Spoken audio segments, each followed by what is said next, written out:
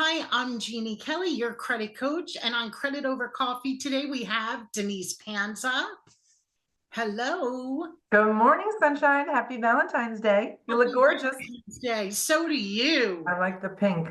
Oh, me, yes, of course, right? And this wasn't planned. This, I know. How are you enjoying beautiful Florida? I think I'm enjoying it a little more than you're enjoying cold New York. You're right. I know. I need to visit soon. Yes, you do. Yep. But thank you for joining the podcast because let's talk about loving homes. And you are the mortgage expert. And I know you love closing on homes all the time. So I wanted to have you on to talk about, falling in love with a home and getting that mortgage. That's the best. Home ownership, I am pro home ownership. If you come at me talking about renting, I really don't want to hear it. Like there's nothing more wonderful and fabulous than having your own space, a place to call home, to do whatever it is that, makes you happy, whether it's your family or just reading or just sitting on the couch or whatever. Home ownership is just amazing. Making the memories. And I'll share a story. When you helped me with my mortgage, I was a single mom, and I remember the aha moment for me. Well, there were two things. One, Cassandra wanted to paint her room, and when you rent, we weren't allowed to do that. What color did she want to paint it? She wanted it pink. She wanted it pink, so here we are. And then the other thing is, when I was renting from this person, I felt they had control, which they did. And when they wanted to sell the place, I always thought, well, it is an investment property, so I'll probably be okay. And the first year was great, then I could renew. But by the second year, and I really did love it there, but by the second year, they made the decision they wanted to put it on the market. And then that was it. I felt trapped. I had anxiety. It stressed me out because I wasn't ready to make that decision, but then I had to. And Yeah. I'm glad, I mean, they helped me out because it forced me to say, I'm going to buy. And you helped me with that mortgage. And it Yeah. was so exciting. And I'll never forget when Cassandra, we went to the store and I'm like, pick a color. And so Pick the hot pink. it was really That's a good. great story. That is true because owning your own home does give you security. And having security, I mean, that's one of the most important things as a human that we can have is just security. Right. Whether it's in your job or your life, but your home gives you it first and foremost. Yeah. And why don't we share one of your favorite, mortgage stories that you love? And it can, I know that you have a ton of them. Okay. So I'm not saying your favorite, but what Right. recent good, like loving home ownership, you doing the work with them that they were able to purchase a home? Okay.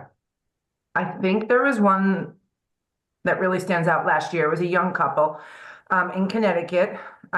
You actually participated.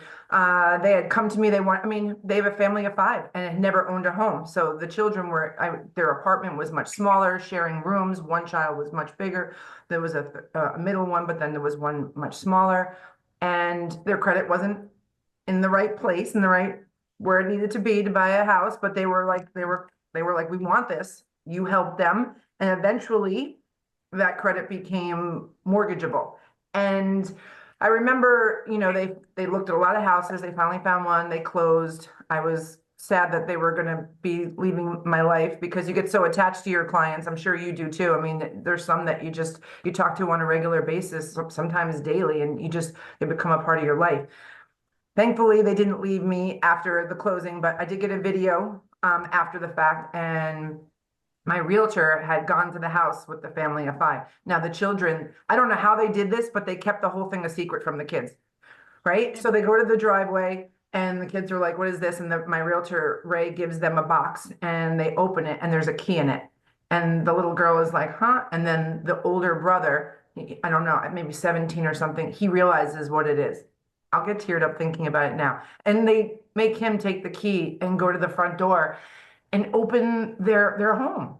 And that was pretty powerful, emotional. I was a hot mess. And then even after the fact, I remember the dad, because they're always going to be in my life, had text me one day and said, I'm in my driveway.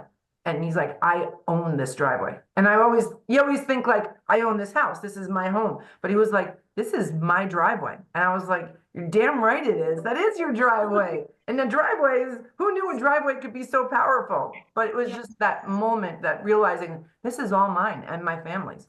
Yes. Yeah, I that was a love good one. that I story. know. That's special. But that's why you love what you do. I love what I do. And sometimes, I always say if the door is closed, we can open that door for you. But maybe sometimes it may take a little work. It could be the credit side, it could be saving money, Denise, for whatever they need.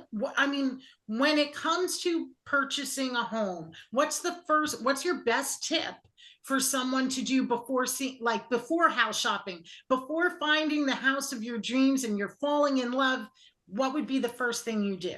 I mean, this is going to sound so redundant, but pre-approval. I mean, that word, I feel like it gets thrown all over the place. Pre-approval, pre-qualification. But it really is important because most people don't know what their credit looks like. And the pre-approval process, that's the first thing we're doing. You're filling out an application. You're telling me where you work and all that good stuff. But I need to see your credit first. Your credit is first and foremost, because if the credit is not where it needs to be, it doesn't matter how much income you have, it doesn't matter how much money you have in the bank, you might not get a mortgage, right? So the pre-approval is so important, and it doesn't cost anything. It's free. And if you call somebody where it does cost money, then you need to call the next man, because it doesn't cost any money to get a pre-approval, right? But that's what's going to lay it all out, tell you what you need to do, whether it's go house hunting right now. That's the best part, right? Or it'll tell you, okay, you need to call Jeannie. We need to work on this credit, or we need to do a little bit more savings, or maybe next year's tax returns might have to look a little different, meaning, you might not, might have to switch gears with what you're writing off if you're self-employed, all that kind of stuff. Maybe think about a co-signer, but the pre-approval is where it all begins. Okay. And when do you think someone should do that? Like if I wanted to buy in Florida and get something, let's say it's even a second home, when should I, if I were going to do that, when would I go to you? I think someone should do that if it's something they want to do immediately. I mean, that's no brainer, right? But if it's something like down the road, like maybe next summer, I would wait until they're maybe like 3-4 months out, just to kind of do like a soft pull, kind of just run the numbers and see what's what. So this way, if there are issues, we can address them now, and then they'll be all good to go when the time comes to pull the trigger. Okay.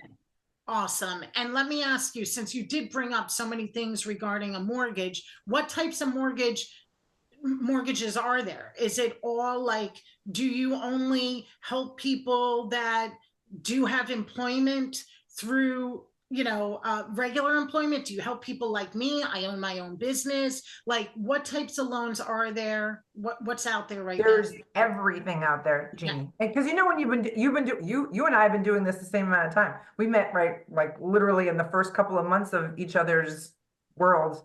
But you, as doing this for so long, right, it gets boring if you're just only doing, a regular 30-year fixed conventional mortgage. So now, well, I've been doing this for a long time, but FHA mortgages, which go down to, lower scores, higher income to debt ratios. There's a lot of renovation loans. Love the renovation loan, right? We all watch HGTV. You can buy a house with 3.5% down, and we give you all the money to do all the renovations on it and make it beautiful, even with 3.5% down. And then there's every single no income verification loan you can think about it.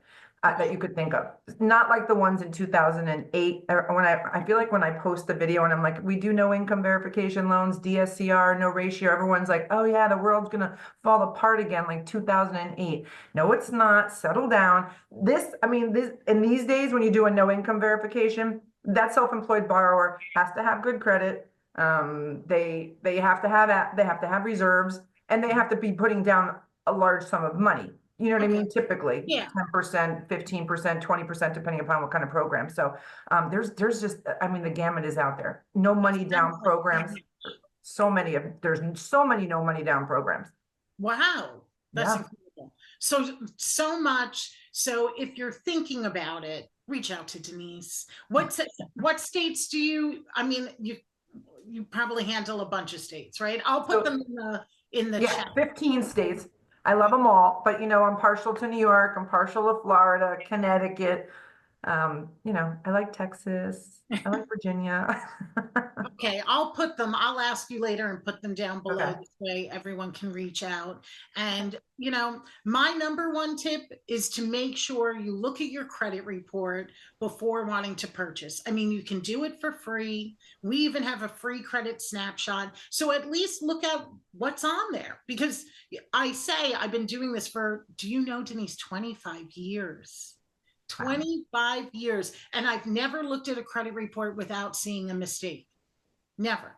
And I'm not saying all the mistakes are costing you on your credit score, but it could be even a name spelling wrong, whatever it is. Everything on the report should be accurate. So I want you looking at it. And so that's my number one tip all the time, but especially at least 3 months before wanting to purchase a home, because it can take time to fix something if there's mistakes. So yeah, True. awesome. Well, look what happened to us. Look what happened to us. I have a client, right, that just the other day, he thought he was getting a $500,000 mortgage. We were going to close in a couple of weeks. And then, he's like, my credit scores are 800s. And then I pull it and I'm like, no, they're not. They're 600. And then he's like, that's impossible, Denise. It's impossible. It's impossible. 3 months ago, my scores were this. And I'm like, well, he had a mortgage late. I mean, complete accident, was not his fault. Now you're going to fix it, but we have to put the brakes on it. He can't get that 500,000 as fast as he thought he could. So. Right. And that's why I'm going to share that also, be very careful of auto pay, because even though you think technology works so fantastic when it works, but one little hiccup with auto pay and a last payment on something like this is how it all went bad, right? That's a good point. Nobody would ever think of that. Yes. You have to be so careful. And you know what else, Denise, when it comes to mortgages and auto pay, you have to be careful how it's set up when your escrow changes, because I can't even tell you how many people think, oh, well, I'm making my mortgage payment on time, but the escrow just went up $300. And they're still paying those. Yes. See, that's huge too. Yes. Yeah. So, yeah, we have to be careful on those things. So always be careful with auto pay, and even if you think everything's set, you got to double check. What's so funny, Gigi, that you say that? Because I get people make fun of me all the time because I'm still old school and I write checks out. See that? And that's why my credit scores are good. I love when you send me alerts of your score. Awesome job.